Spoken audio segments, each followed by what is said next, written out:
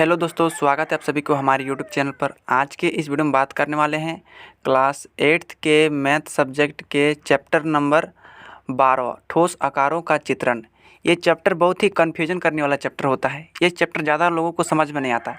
तो इस वीडियो में आपको हम MCQ के साथ समझाएंगे, मोस्ट MCQ के साथ, जो आपके एग्ज़ाम के लिए बहुत ही इम्पोर्टेंट है। तो इसको ध्यान से वीडियो को देखना है। और आप चैनल पर नए हैं तो चैनल को सब्सक्राइब करके बेल आइकन को भी दबा दीजिएगा, है ना। साथ में अपने दोस्तों तक शेयर भी ज़रूर कर दीजिएगा। तो चलिए हम लोग पहला क्वेश्चन की तरफ देखते हैं। देखिए, पहला क्वेश्चन में सबसे पहले आपको बता देते हैं इसका बेसिक फार्मूला के बारे में, है ना। इसका बेसिक फार्मूला को आप यदि समझ जाते हैं तो आपको ये चैप्टर समझने में बहुत ही आसानी होगा, है ना। तो अस्मरणीय तथ्य, तथ्य मतलब होता है जो आपको याद रखने योग्य है।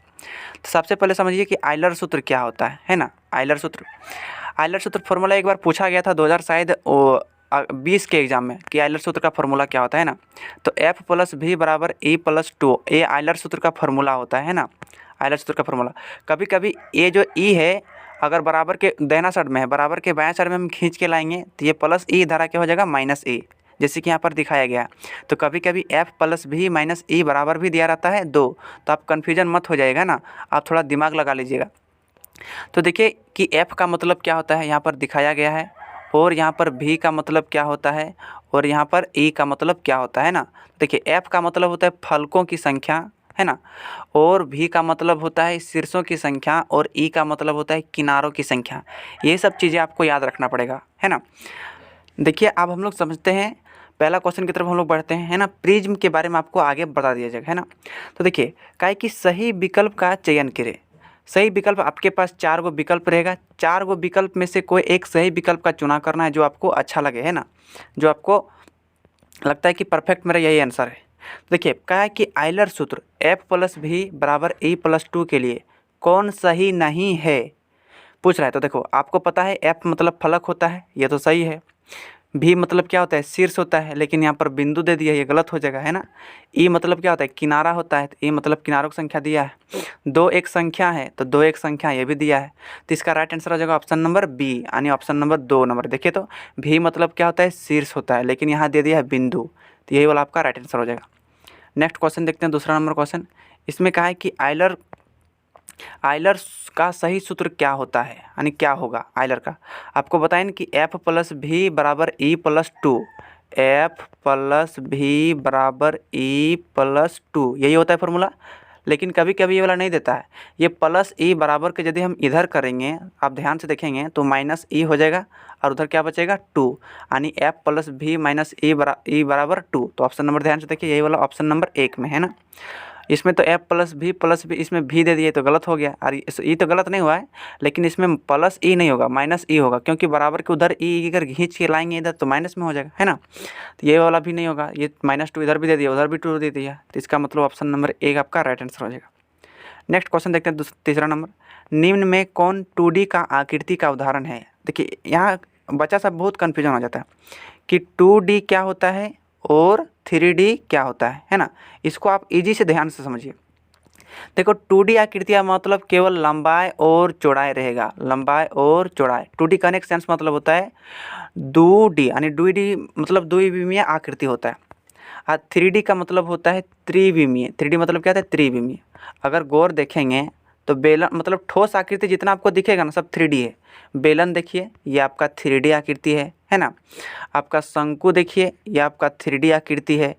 और अब गोला देखिए, गोला जो अंदर में भरा रहता है उसे हम लोग गोला बोलेंगे, और जो खाली रहेगा उसे हम लोग वृत्त बोलेंगे। इसको ध्यान दीजिएगा ना। तो गोला क्या है, 3D आकृतियाँ है ना। और वो भी हो सकता है घन, घन क्या है, 3D आकृति है ना। उसके बाद आपका घनाभ भी हो सकता है, घनाभ क्या है, 3D आकृति है ना। तो ये इतना सब चीज़ें जो क्या है आपका 3D आकृति, एक घन, घनाभ, गोला, शंकु, बेलन, आपका 3D आकृति है। जब 2D आकृतियाँ का बात करेंगे तो केवल आपका आएगा आयत। आयत में केवल लंबाई और चौड़ाई होता है, ये भरा हुआ नहीं रहता है, अगर ठोस ठोस नहीं रहता है। तो आयत मेरा 2D है। ये आपका हो गया वृत्त, वृत्त भी आपका क्या है 2D है। आपका वर्ग, वर्ग भी 2D है। 5 प्रकार के जो चतुर्भुज होता है, समचतुर्भुज, समांतर चतुर्भुज है ना, आयत होता है, वर्ग होता है, समलंब चतुर्भुज, सब क्या है 2D आकृति है। और बेलन, शंकु, गोला, घन और घनाभ ये सब क्या है 3D आकृति है। तो ये सब चीज़ों को आपको हमेशा समझना है ना, ताकि कन्फ्यूजन ना होगा। तो देखिए आप आसान से पहचान लेंगे कि निम्न में कौन 2D का आकृति का उदाहरण है। तो देखिए 2D अभी आपको बताएं, वर्ग, वर्ग तो 2D का आकृति है। घन तो 3D है ना, घन क्या है 3D है, घन मेरा 3D है। शंकु भी 3D है और बेलन भी 3D है। तो 2D क्या हो जाएगा, वर्ग हो जाएगा। क्या हो जाएगा 2D। तो पूछा है कौन 2D का उदाहरण है, तो वर्ग। नेक्स्ट क्वेश्चन देखिए, चौथा नंबर पूछा है कि 2D आकृतियाँ नहीं है ना। आप ध्यान से क्वेश्चन देखिए, कभी पूछता है कभी पूछता है नहीं है, तो इस सबको ध्यान दीजिएगा। तो 2D आकृतियाँ नहीं है, तो देखिए त्रिभुज भी आपका 2D आकृतियाँ हो जाएगा है ना। हम पीछे अभी एग्जाम्पल नहीं बताते हैं। आयत भी तो 2D आकृतियाँ है, वर्ग भी तो है, घनाभ तो 3D है। घनाभ क्या है 3D है ना। तो आपका 2D आकृतियाँ कौन नहीं है, घनाभ। ऑप्शन नंबर 4 आपका राइट आंसर हो जाएगा है ना। चीज़ें को समझ कर पढ़िए। नेक्स्ट क्वेश्चन देखिए, 5वां नंबर का है कि इनमें से कौन एक द्विविमीय यानी 2D नहीं है, यानी 2D आकृति नहीं है कौन। देखो त्रिभुज तो है, वर्ग तो है, आयत तो है, शंकु नहीं है। क्यों, क्योंकि शंकु 3D आकृतियाँ है, अभी हम पीछे बताए थे। नेक्स्ट क्वेश्चन देखते हैं, 6ठा नंबर क्वेश्चन का है कि निम्न में कौन 3D आकृति का उदाहरण है। इसमें पूछ दिया 3D, तो देखिए गोला तो है। गोला देखो, गोला दो, गोला को आप लोग ये वाला मत समझ लीजिएगा, जैसे ये वाला आपका वृत्त हो गया, इसमें केंद्र होता है, लेकिन गोला का भी केंद्र होता है, ऐसा बात नहीं है। लेकिन ये भरा हुआ रहता है, जैसे पृथ्वी देखिए, पृथ्वी को है ना, चंद्रमा को इमेजिन करिए, 8 ग्रह को इमेजिन करिए, सब 8 ग्रह ठोस है, तो सब क्या बोलेंगे गोला। और ये वाला क्या है, जैसे आप चूड़ी देखें ना, चूड़ी, ये सब क्या है वृत्त का उदाहरण। तो गोला मेरा 3D आकृतियाँ का उदाहरण है। ऑप्शन नंबर 1 आपका राइट। आयत तो 2D है, वर्ग तो 2D है, त्रिभुज तो 2D है ना। तो गोला क्या हो जाएगा 3D। ऑप्शन नंबर 1 आपका राइट आंसर। 7 नंबर क्वेश्चन हम लोग देते हैं। त्रिविमीय यानी 3D आकृतियाँ नहीं है, मतलब 3D आकृतियाँ कौन नहीं है। तो देखिए शंकु तो 3D आकृतियाँ है, बेलन भी तो 3D आकृतियाँ है, गोला भी 3D आकृतियाँ है, आयत 2D आकृतियाँ है। तो ऑप्शन नंबर 1 आपका राइट आंसर हो जाएगा। काहे कि 3D कौन नहीं है, तो आयत 3D नहीं है। नेक्स्ट क्वेश्चन देखते हैं, 8वां नंबर काहे कि निम्न में से कौन सा त्रिविमीय यानी 3D नहीं है। तो देखिए प्रिज्म भी 3D है, शंकु भी 3D है, घन भी 3D है, आयत 2D है। तो ये आपका ऑप्शन नंबर 1 आपका राइट आंसर हो जाएगा। 9वां नंबर का क्वेश्चन देखते हैं। निम्न में से कौन सा त्रिविमीय यानी 3D नहीं है। निम्न में से कौन सा त्रिविमीय यानी 3D नहीं है, तो इसका राइट आंसर हो जाएगा क्या। देखिए घन, घन तो 3D है, गोला 3D है, घनाभ 3D है, त्रिभुज 2D है ना। अब नेक्स्ट क्वेश्चन देखते हैं, 10वां नंबर क्वेश्चन। इसमें कहा गया है कि इनमें से कौन सा इस समूह का नहीं है। इस समूह का नहीं है, आप क्वेश्चन को समझिए। देखो घन क्या है, ध्यान से देखिए, ये वाला 3D आकृतियाँ है, घनाभ 3D आकृतियाँ है, शंकु 3D आकृतियाँ है, लेकिन आयतन, आयतन का मतलब होता है किसी भी वस्तु, मतलब किसी भी सामान में उसमें कितना क्षमता है कि ले सकेगा, तो उसे हम लोग आयतन कहते हैं। जैसे इस बेलन में कितना दूध ले सकेगा, उसे हम लोग आयतन कहते हैं, क्षमता यानी कैपेसिटी है ना। तो कह सकते हैं कि आयतन इस समूह का नहीं है। आयतन का मतलब इस सब का आयतन होता है, घन का आयतन, घनाभ का आयतन, शंकु का आयतन। आयतन कोई समान चीज़ नहीं होता है। तो इसका ऑप्शन नंबर 3 क्या हो जाएगा, अलग हो जाएगा, इस समूह का नहीं है। नेक्स्ट क्वेश्चन की तरफ हम लोग बढ़ते हैं। इसमें कहा गया है कि एक घन के किनारों की संख्या ज्ञात कीजिए। देखिए सबसे पहले आप घन को इमेजिन करो, या घन को संख्या, या घन को छाप लीजिए। देखिए कई गो किनारा हो गया, छापते चलिए, 1 गो, 2 गो, 3 गो, 4 गो हो गया, 5 गो, 6 गो, 7 गो, 8 गो, 9 गो, 10 गो, 11 गो, 12 गो। तो किनारा के हो गया 12 हो गया। ऑप्शन नंबर 4 आपका राइट आंसर हो गया। घन में किनारा 12 है, इसी तरह से घनाभ में भी तो किनारा 12 ही होगा ना। हाँ 4 4 कितना हो गया 8, 9, 10, 11, 12 है ना। अब देखिए पूछा है कि एक घन के फलकों की संख्या, फलकों की संख्या कहने का सेंस मतलब होता है उस घन को आप कितने साइड से रख सकते हैं, है ना। तो इस घन को कितने साइड से रख सकते हैं, एगो इस साइड और एगो इसका उल्टा, 2 साइड, एगो ऊपर एगो नीचे, 3 साइड हो गया, एगो आगे और उसके साइड में पीछे, कितना हो गया आपका 1 2 3 4 5 6 हो गया। कितना हो गया? 6। तो 6 फलक हो सकते हैं, है ना, इसको याद रखिएगा। नेक्स्ट देखिए, एक घन के शीर्षों की संख्या, एक घन के शीर्षों की संख्या। तो एक घन के शीर्षों की संख्या ज्ञात कीजिए। अभी घन में अभी शीर्ष हम बताएं। देखो शीर्ष कैसे होता है, 1 2 3 4 5 6 7 8। कितना हो गया? 8। अब यही जो देते हैं हम लोग, ये वाला शीर्ष नहीं है, ये वाला आपका क्या हो जाएगा? आपका विकर्ण हो जाएगा। क्या हो जाएगा? विकर्ण, है ना। तो आप याद रखिएगा, अब घन में कितने शीर्ष होते हैं? 8 शीर्ष होते हैं। कितने शीर्ष होते हैं? 8 शीर्ष।